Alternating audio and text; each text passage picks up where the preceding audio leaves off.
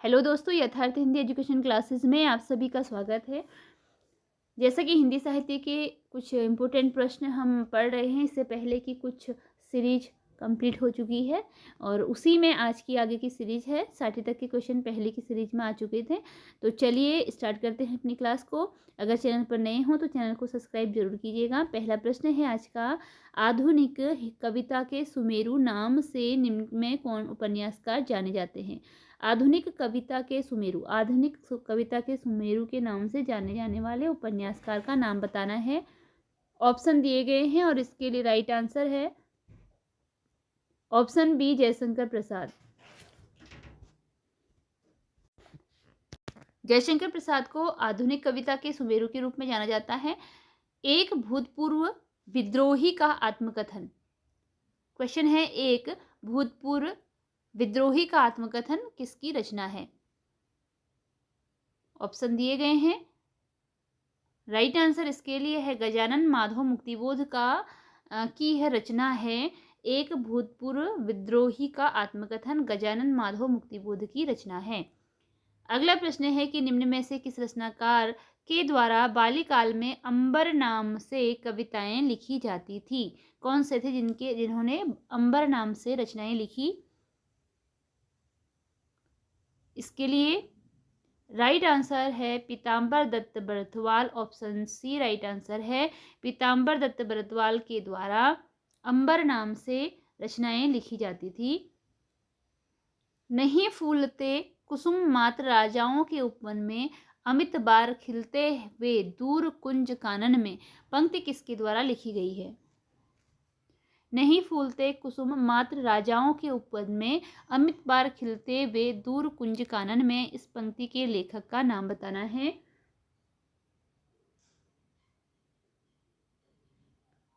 इसके लिए right answer है ऑप्शन बी, रामधारी सिंह दिनकर। रामधारी सिंह दिनकर की यह पंक्ति है। रामधारी सिंह दिनकर। अगला है कि मृदु भावों के अंगूरों की आज बना लाया हाला, प्रथम अपने ही हाथों से आज पिलाऊंगा प्याला, काव्य पंक्ति किसके द्वारा लिखी गई है? इसके लिए राइट आंसर ऑप्शन डी है, हरिवंश राय बच्चन की यह काव्य पंक्ति है और इनकी रचना मधुशाला से ली गई है। इनकी पंक्ति है मधुशाला, जिसमें से यह काव्य पंक्ति ली गई है। मुदित महीपति मंदिर आए में कौन सा अलंकार है? मुदित महीपति मंदिर आए, इसमें अलंकार बताना है कौन सा है? इसके लिए राइट आंसर है ऑप्शन ए, अनुप्रास अलंकार। मुदित महीपति मंदिर आए, इसमें अलंकार है अनुप्रास अलंकार। निम्न में कौन संयुक्त स्वर का उदाहरण है? इनमें से संयुक्त स्वर का उदाहरण बताना है कौन सा है? इसमें राइट आंसर ऑप्शन ए है। जो ओ है यह संयुक्त स्वर का उदाहरण है, क्योंकि इसका निर्माण अ प्लस उ से होता है। अ प्लस उ बराबर ओ, इसलिए यह संयुक्त इन दो स्वरों का मेल होता है, तो यह संयुक्त स्वर के अंतर्गत आता है और औ भी इसमें संयुक्त स्वर के अंतर्गत ही आता है। जिन ध्वनियों के सहयोग से शब्दों का निर्माण होता है उन्हें क्या कहते हैं? जिन ध्वनियों के सहयोग से शब्दों का निर्माण होता है उन्हें क्या कहा जाता है? राइट आंसर है इसके लिए ऑप्शन डी, वर्ण। जिन स्वरों के सहयोग से ध्वनियों का निर्माण होता है उन्हें कहते हैं वर्ण। मैं शैली अपनाई, देखा एक दुखी निज भाई, पंक्ति किसके द्वारा लिखी गई है? इस पंक्ति के लेखक बताने हैं। मैं शैली अपनाई, देखा एक दुखी निज भाई। राइट आंसर है ऑप्शन ए, सूर्यकांत त्रिपाठी निराला। सूर्यकांत त्रिपाठी निराला की यह पंक्ति है, मैं शैली अपनाई। मैं मजदूर हूं, मजदूरी के बिना मुझे भोजन करने का अधिकार नहीं है, यह कथन किसका है? इसके लिए राइट आंसर है ऑप्शन सी, प्रेमचंद्र का यह कथन है। मैं मजदूर हूं, मजदूरी के बिना मुझे भोजन करने का अधिकार नहीं है, प्रेमचंद्र का यह कथन है। यादों की तीर्थ यात्रा संस्मरण किसके द्वारा लिखा गया है? यादों की तीर्थ यात्रा यह संस्मरण विधा की रचना है। कभी कभी रचनाओं की विधाएं भी पूछ ली जाती हैं, इसलिए आपको ध्यान में रखना है कि कौन सी रचना की क्या विधा है। तो इसके लिए राइट आंसर देखना है ऑप्शन डी राइट आंसर है, विष्णु प्रभाकर के द्वारा लिखा गया यह एक संस्मरण है, यादों की तीर्थ यात्रा। निम्न में कौन सा संस्मरण फणीश्वर नाथ रेणु द्वारा लिखा गया है? फणीश्वर नाथ रेणु के द्वारा लिखा गया संस्मरण बताना है इसमें से। राइट आंसर है ऑप्शन सी, वन तुलसी की गंध। यहाँ पर वन हो गया है ऑप्शन में, आंसर में सही है वन तुलसी की गंध। फणीश्वर नाथ रेणु के द्वारा लिखा गया संस्मरण है। सप्तवर्णी संस्मरण किसके द्वारा लिखा गया है? सप्तवर्णी संस्मरण विधा की रचना है, लेखक बताने हैं कौन है इसके लिए। राइट आंसर है ऑप्शन बी, गिरिराज किशोर की रचना है सप्तवर्णी, जो कि संस्मरण विधा की रचना है, गिरिराज किशोर की रचना है सप्तवर्णी। सृजन के सहयात्री के लेखक कौन हैं? सृजन के सहयात्री किसकी रचना है?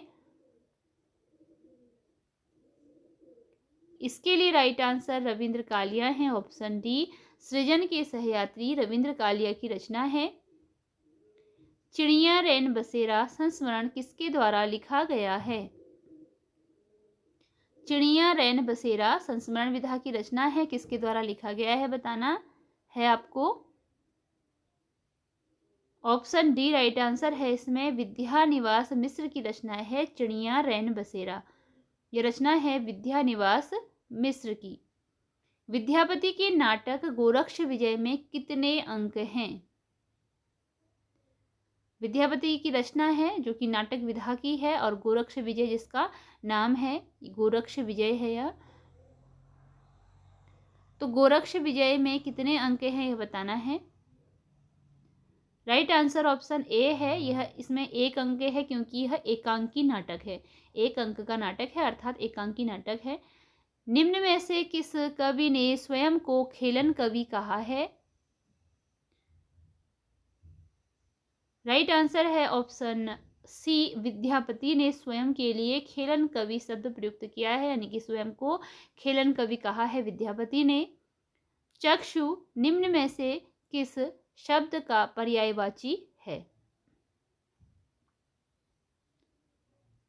राइट आंसर ऑप्शन ए है, आंख का पर्यायवाची है चक्षु। आंख का पर्यायवाची शब्द है चक्षु। द्रव्य किसका पर्याय शब्द है? द्रव्य किसका पर्याय शब्द है? राइट आंसर ऑप्शन ए है, धन। द्रव्य का जो पर्याय शब्द है वह है धन। निम्न में कौन सा घोड़ा शब्द का पर्याय नहीं है? कुछ पर्यायवाची शब्द यहाँ पर दिए गए हैं, इनमें से कौन सा है जो कि घोड़ा शब्द का पर्यायवाची नहीं है, वह बताना है। राइट आंसर है ऑप्शन डी, गहना। यह घोड़ा शब्द का पर्यायवाची नहीं है क्योंकि नहीं में आंसर देना है। हई का मतलब घोड़ा होता है, तुरंग घोड़े का पर्याय है, और घोटक भी घोड़े का ही पर्याय है। पुरंदर निम्न में से किसका पर्याय है? पुरंदर इनमें से किसका पर्याय शब्द है? राइट आंसर ऑप्शन ए है, इंद्र का पर्याय शब्द है Purandar. Option A right answer है इसमें। चंदन की चुटकी भली गाड़ी भरा न काठ का अर्थ है? चंदन की चुटकी भली गाड़ी भरा न काठ।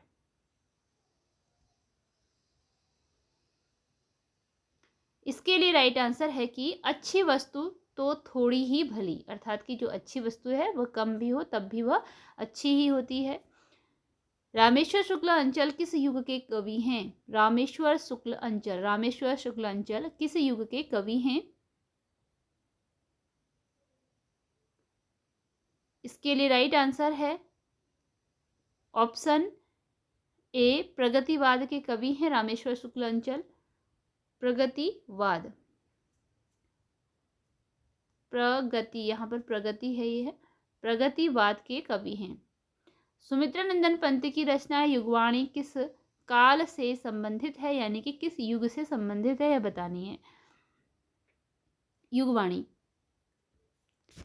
इसके लिए राइट आंसर है ऑप्शन सी, प्रगतिवाद से संबंधित है। सुमित्रानंदन पंत की जो रचना युगवाणी है, यह प्रगतिवाद से संबंधित रचनाएं हैं। सुमित्रानंद की बहुत सारी रचनाएं ऐसी हैं जो कि प्रगतिवाद से संबंधित हैं। यद्यपि ये छायावाद के कवि के रूप में ही प्रतिष्ठित हैं, लेकिन इनकी रचनाएं प्रगतिवाद में भी आती हैं।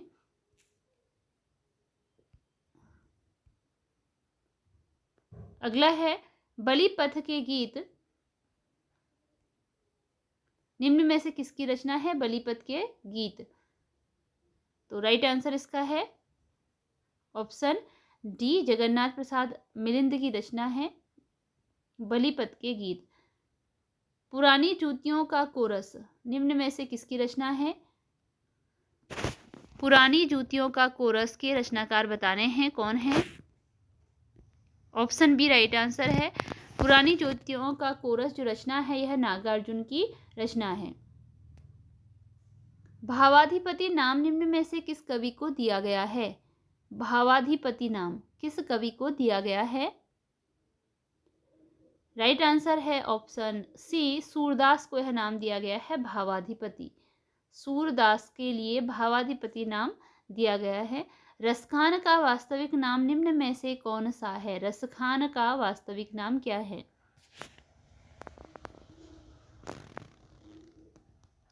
राइट आंसर है सैयद इब्राहिम, ऑप्शन ए सैयद इब्राहिम। रसखान का वास्तविक नाम है सैयद इब्राहिम।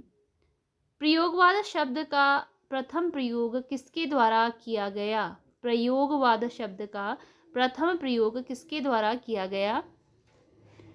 इसके लिए राइट आंसर देखना है, और राइट आंसर है ऑप्शन डी, नंद दुलारे वाजपेयी के द्वारा। प्रयोगवाद शब्द का सबसे पहले प्रयोग किया गया था नंद दुलारे वाजपेयी के द्वारा। अगला प्रश्न है, आचार्य शुक्ल ने त्रिवेणी में किन किन महाकवियों की समीक्षा प्रस्तुत की है? त्रिवेणी, त्रिवेणी का मतलब है तीन कवियों का इसमें वर्णन है। तो कौन कौन से वे कवि हैं?